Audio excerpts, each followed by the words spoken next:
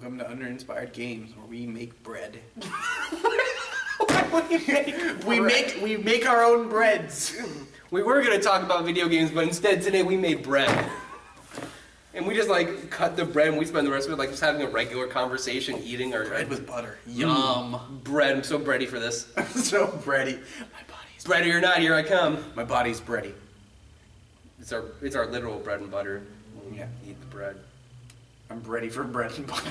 Bread for bread and butter. At a bread and breakfast. Can we open that, a bread and breakfast? Like, you don't get a breakfast, they just like, here's your loaf. I'm ready for you. That's a song.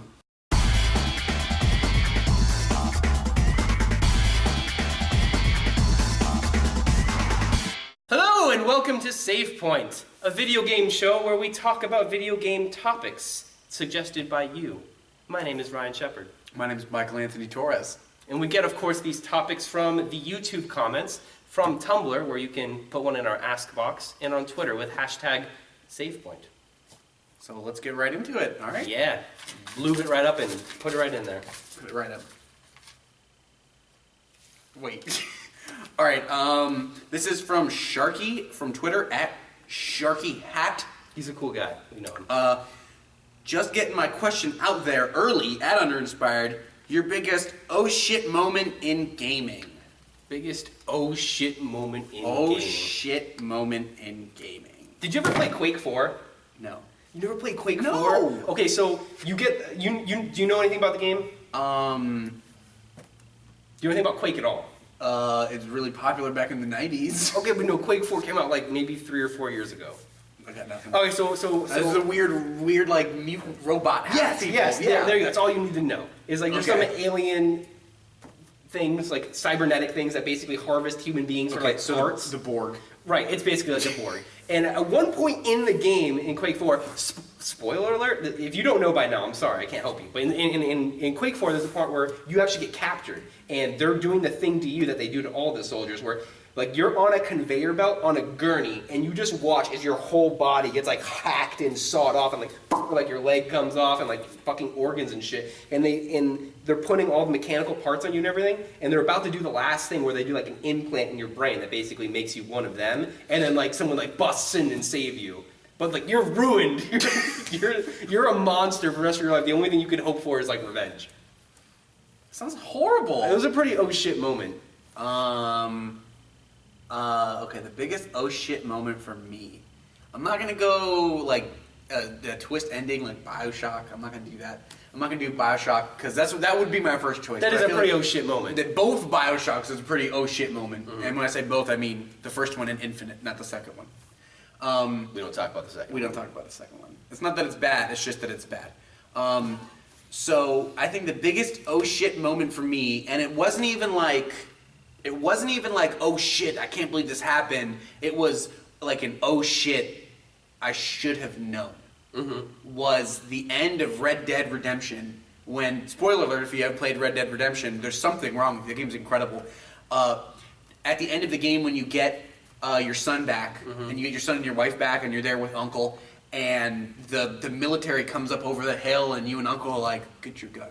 Like, it's one of those moments like, I should have known this was going to happen. Like, I should have known they would have never let John Marsden off like that. Right. It was never, I should have known it was never going to be a happy ending for him. It was never going to be, you know, oh, he saved his family, roll credits. You know what I mean? I should have known, and I think the oh shit comes not from the fact that it happened, but it comes from the fact that it's supposed to happen, and we all know it. Like, if you play it, like, you just know that this has to happen. Like, this is just the way it is. Like, that's the oh shit moment, is the oh shit that it was so real. Right. The oh shit that it was so, that's just how life is. That's just what happens. Did you play Last of Us? No, I did not. The ending of The Last of Us is an oh shit moment. And that's reason enough to where I won't talk about it, Okay. because there's a lot of people. Alright, but another one is Knights of the Old Republic. You've played it, right? Yeah, and you're Darth... Yeah, you're okay, no, I'm not even gonna say spoiler. You should fucking know this by now. You're Revan. And I was like 12 when the game came out, so I'm like, what? I'm Revan? I was Scooby-Doo when I was younger. Yeah, but like it was so badass, and they did it in such a really awesome way in the game because right after you find out you're Revan is like when you gain the most power in the game, and like they did a really good job in how they designed it in like conveying the sense that you're suddenly badass because like you're at the last level of the game and you're on the Star Forge and like you have like hundreds of Dark Jedi coming at you and you're just like bam, bam, Force lightning, fuck you, and they're just like falling all around you, and you're like, I'm Revan, bitch! And that was what made it so beautiful. Yeah. I mean, other good oh shits, the Bioshock games, like we said. Fucking Miss Pac-Man. Yeah. You know? Yeah. When you ate the cherry. I think an oh shit for me, like a small oh shit, was at the end of Halo 4. I'm gonna talk about it, so spoilers. At the end of Halo 4, when they actually killed, again, spoilers. I can't be more serious about this. When they killed Cortana. But is she really dead? Is she really dead? That's not one of those, like, it's oh shit that she's dead. It's an oh shit from like a thematic, from a thematic business standpoint of, hey, we're 343 Industries, this is our first Halo game. Let's kill off the second most important character in all of the fiction. But you know what? I feel like that's what you do when you have someone who's like less invested with it. Like, look at the X-Men movies. There's like, all right, well, fuck this person. Jean Grey, fuck her. We're gonna kill her. Why not? Why not? Right? We're making the movie. We're gonna kill him. And that's the reason why like modern comic book movies are so much better. And before she dies, let's have her kill Cyclops. Yeah! Like, whoa! You know, Professor X is dead, but he's not really dead. He gets to get out of it, and like, there's no reason why she had to die either. They just wanted to kill characters. That's why I say that comic movies are now finally good because they've embraced this concept of where like either characters die ambiguously or they don't die. Yeah. Like, okay, so Captain America, when the Red Skull gets like sucked into the what's it called? Into space from the Tesseract. Tesseract, yeah. It's like, okay, it looks like he died, but you don't know that he's dead. The rule of movies and video games and television, if you don't explicitly see them die on camera, they're alive. Period. They are alive if you do not watch them die. But you know what? See, sometimes it's ridiculous. If they don't Tom Hanks in front of you, if they don't Tom Hanks and Saving Private Ryan, if they don't go out like that, then they're alive. But they don't even follow that anymore, because now sometimes someone will die. Like, they'll fucking die hard, but they still come back. Who, like Bruce Willis? Like I'm thinking about... Die Hard? Oh, okay. Yeah. He's gonna die hard? With a vengeance. Die Harder? That was Die Hard 2. Die Hard 2. Die Harder. Well, Live Free or Die Hard? What's the newest one? Live Free or Die Hard. Wait, which one's... Isn't one... The fourth one was... A Good Die Day? Hard with a vengeance. Yeah, A Good Day to Die Hard. A Good Day to Die Hard. A Good Day to Die Hard. No, they weren't. You want to know the best Die Hard movie ever made? Olympus Has Fallen. I haven't seen that. It's the best Die Hard movie. Is it a Die Hard movie? It's Die Hard. It's the same premise as like the first Die Hard, just in the White House, and it's really good. Is Bruce Willis in it? No. Blasphemy. Bruce Willis makes film. All right. He makes film. Yeah, it's like, well, you gotta get Bruce Willis in here. That's number one. Okay. He should play a superhero. How has he not been in a superhero movie recently? He was in a comic book movie. Well, he was in Unbreakable, right? He was in Surrogates, as well as a comic book movie. Yeah. Raw in Space on Tumblr. Talk about DLC as a concept, like versus subscriptions and stuff, maybe? Question mark. Okay. So do you want the question or not? Yeah. So DLC as a concept, like, okay, I get it. It's like, what do you think about DLC? How about we just open with that? I like it. I like it. I know a lot of the time, at least the way it used to be back in the day, DLC was stuff that was cut, like on, the 11th hour, like, damn, we can't fit this map in there. It was like the extended cut version of the video game. Exactly. Director's edition. Exactly. Like, they were like, oh, this map's not going to make it, and this level's not going to make it. And then they were like, oh, but we can just make you download it. But see, they've gotten so way over the top now. Like, day one DLC is the most, like, stupid concept ever. Like, if you have a DLC that is available the day that the game comes out, it should be in the game. It's ready. Well, I mean, that depends. That depends if it's like a pre-order. Like, if it's just day one DLC for the sake of day one DLC, like, you just start the game and it's like, oh, hey, here's something you could not get. You can't get it. It's not a pre-order thing, but it's there for you to download. That's an issue. But if it's like, oh, you pre-ordered at GameStop, you got a golden gun. That's like a private business deal But the thing between is, them and it's- GameStop but to boost sales. They're getting it. They're going crazy with it though, because like they have GameStop, they have Best Buy exclusives, I believe, as well, and even like Target. Which pisses me the fuck off. What if I want that Batman Beyond skin? You Right. think I'm gonna go to Best Buy? Yeah. No! But the thing is, like, it's when they're going above and beyond that, and it's actually like game story content where it's like, well, you're never going to experience this because you didn't buy it at Best Buy. Sorry. Yeah, that's dumb.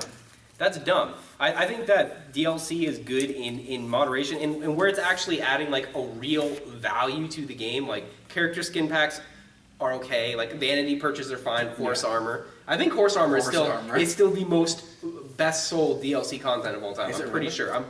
If not, it's still at least second. Okay. And the worst part is like Bethesda, they're like, I don't know. People keep buying it. Like they're even like I don't know why people are buying horse armor, but whatever. People buy it sarcastically. Yeah, I'm gonna buy horse armor. It's like the ironic thing that became unironic because of like so much of it. Like my ex-girlfriend ironically liking Tom Cruise and then actually liking Tom Cruise toward the end of that phase. She was like, damn it, I want to watch some Tom Cruise movies. But you know what? The whole subscriptions part of it is interesting because I think with something where you pay for a subscription, I don't think you should have to pay for DLC. So let's say you play World of Warcraft and you pay $14.99 or $15 a month for the game, and an expansion comes out. I don't think you should have to pay the extra $30, $40, or whatever dollars for the expansion pack. Warlords of Draenor, of course. Yeah, because you've been paying all along. Yeah. Like, your monthly subscription has actually gone to fund that new content. You've already paid for it. Exactly. You shouldn't. I think that it should be one or the other. Like, if you pay a subscription, every additional content made for the game should come free. Or if you want to do free to play, then charge for DLC. Do one or the other, not both. I think Star Wars: The Old Republic did that with Rise of the Hutt Cartel, which was their first big DLC. Was their first big massive expansion pack. And if you were a member, if you were already paying for your subscription service, I'm pretty sure you got the game either for free or like a mad discount. Right. But people who didn't, people who were playing free to play, they had to shell out the $30 for Rise of the Hutt Cartel. And that's how it should be. It should be one or the other, but not both, except for extreme situations. Like, okay, good DLC would be Burial at Sea, what they actually just came out. Yeah, especially for the price. It's only $5. Exactly, it's super cheap, and it's actually adding new story content to the game, and that has value because that's good DLC. All right, and what do you think about individual DLC items versus what's a common thing now with season passes? I don't know. I know, like, for instance, I think it's with Arkham Origins that they were getting shit because a lot of people bought the season pass, but There's a lot of costumes was part of the season pass. And they were like, yeah, we're just getting skins and costumes. This isn't worth the $25 I paid for a season pass. But they're like, no, we're coming out with more down the line. Where a season pass is justified, where they're actually going to, in a continuous way, keep coming out with content, then yeah, sure, it makes sense. But there's also a chance you might just get dicked and all they make is guns and character skins. Exactly. Like anybody who got I'm not the biggest fan of Assassin's Creed 3. Like anyone who got the season pass and then was playing, was it the Tyranny of King Washington? Not worth that money. It's not bad, but I mean, in the realm of, Rise of the King Washington is at the same level of quality that all of the rest of Assassin's Creed 3 is at. And Assassin's Creed 3 is not the best game in the franchise. Right. By far. Well, the thing, I feel like you should have known from the get-go not to get it because Assassin's Creed games come out like every 6 months. So it's like, they come out, how much content are they really going to put out? They're annualized now. I don't know. I mean, I get DLC. I totally understand it. And when I say I get, I mean I understand.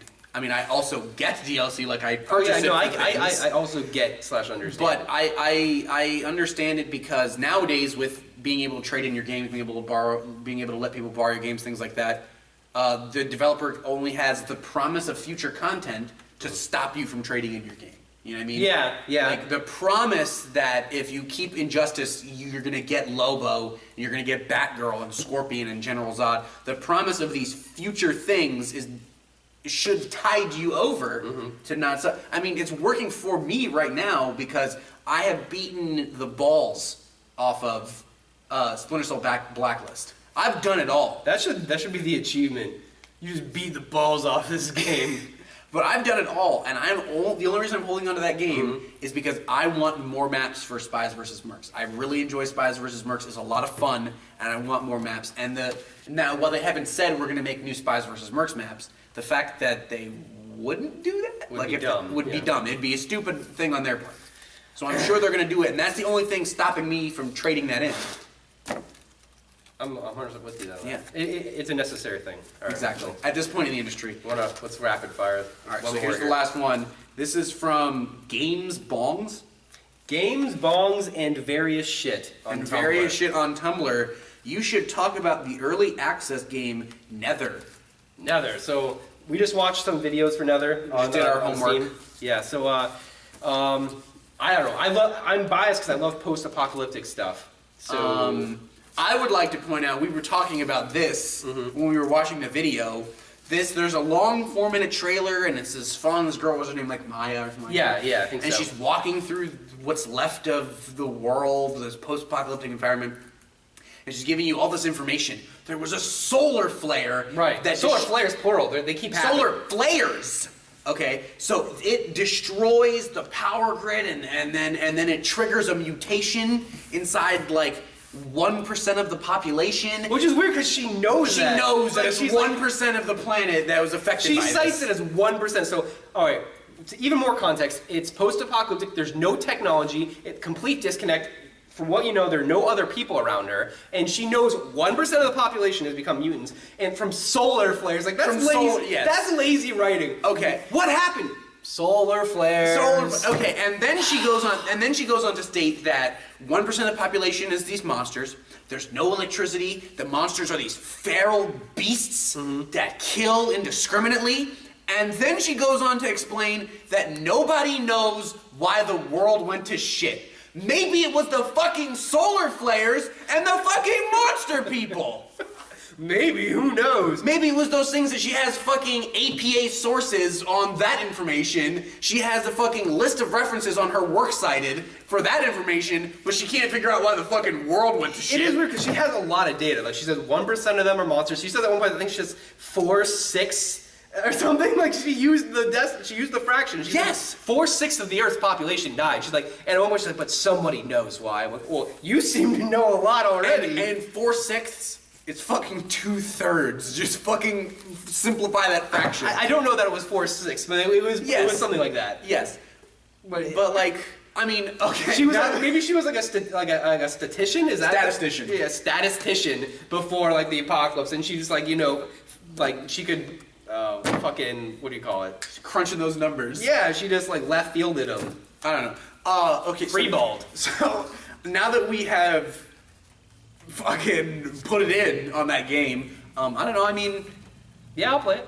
it looks like, like DayZ or the War Z, like the same concept. It's just Right. this first-person shooter and is open world survival. And to their credit, it's not just regular zombies. And the enemies, the creature design is rather interesting. It is. The creature design is very interesting. Apparently, they move and they teleport, and they're very well animated. Like there's like Yes, they're very well bubbly animated. things coming off of them, drippy and shit and gross like monsters should be. Yeah. So I mean, I definitely give it a try. I Play dig it. Like, I get it. I'd get into it. Yeah, I mean, it's Get all one of dirty those things and- that we're gonna have to wait and see. I think it looks interesting.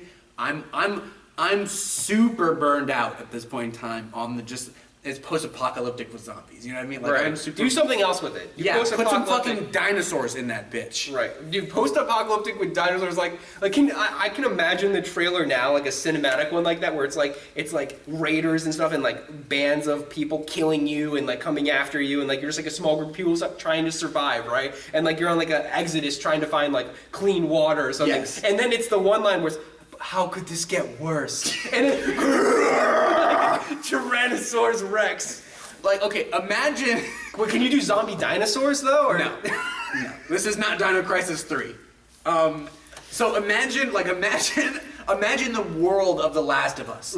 Just dilapidated buildings, but it's beautiful. Nature has reclaimed it. There's trees and vines growing up these buildings, and there's lakes and wildlife, and it's like sad and beautiful all at the same time. And then put a fucking velociraptor in that thing, and I would play that. I wouldn't even think twice. I'd definitely play that too. But I don't know. It'd be cool if you took it even further and like you gave the dinosaurs like misfitting voices. I don't know, for some reason I was like picturing that like a Tyrannosaurus Rex and you're hiding out in like a decayed building. He's like, I'll find you. You can only hide so long. Yeah, these are talking dinosaurs now. It's sophisticated. This is like the movie We're Back, if you guys remember that. If you guys remember the movie We're Back. What was the series that had like the cartoonish like dinosaur family? It was like a dinosaur family sitcom from when like we were like. And they were in suits? Yeah. That was the TV show Dinosaur. Can that be a video game? Yeah. Is it There's like a dating- little baby one, dude. Yeah. Not the mama. You're not the mama. Wow. What if that's on the Disney Channel? What if I that's think. what came from your Wish for Dinosaurs game? We got Dinosaurs the series, the video game. I don't know. I guess I'll play it. You know what would be did they ever make a good Gargoyles game? Because I feel like that should have created a good game. No. Bring us a Gargoyles game, because that was my shit. Put some gargoyles and stuff. Enough with zombies. Right? Enough with vampires. We get it. Okay. Oh. Vampires. You know. Let's get some gargoyles. Where's my Frankenstein? How I don't come? know. Where's my Frankenstein monster? Where's all that stuff? Where's all the good old stuff? Where's all that at? Where's the Invisible Man? Oh, okay. Well, I have something to tell you after we wrap this up, and I think you're gonna fucking love this. But I want to thank you for joining us. Please leave us a comment. Tell us your thoughts on what DLC. Yeah, let us know about DLC. Let us know what you think about Nether. Yeah. Let us know what you think about dinosaurs. Yeah, dinosaur video games. I just posted an opinion article on that. There'll be a video up shortly. I think that's going to be a thing now.